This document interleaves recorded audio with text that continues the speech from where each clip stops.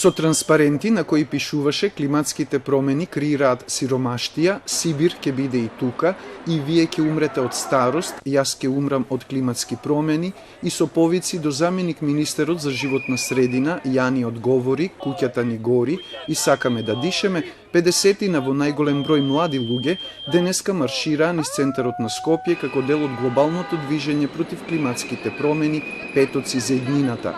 Тие тргнаа од Министерството за животна средина, преку собранието стигнаа пред владата, каде барањата до власта во 5 точки ги залепија на столбовите од поранешната ограда.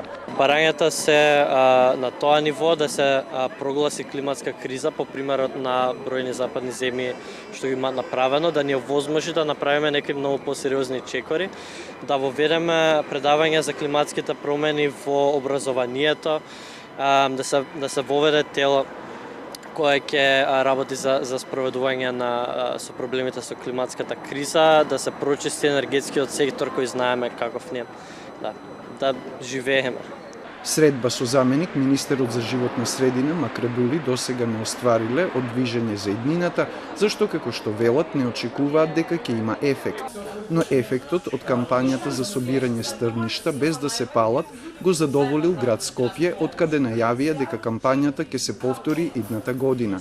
Од низиното започнување на 20 август до денеска над 120 жители на Скопје побарале бесплатно подигање на 600 метри кубни органски отпад, со што е спречено загадување на воздухот, појава на пожари и зачувување на плодноста на почвата. Според градоначалникот, тројца граѓани кои биле фатени во диво палење, биле парично казнети со по 1000 евра.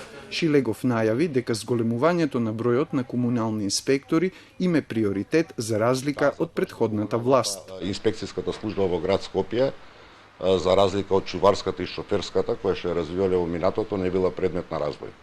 Ние сега даваме приоритет на развој на инспекцијската служба. Осовременување на јавниот транспорт и управување со топловодната мрежа од град Скопје по издавање на лиценцата во ноември за новоформираното предпријатие Градски енергетски системи се нови мерки против загадувањето на воздухот кои допрева треба да стапат на сила.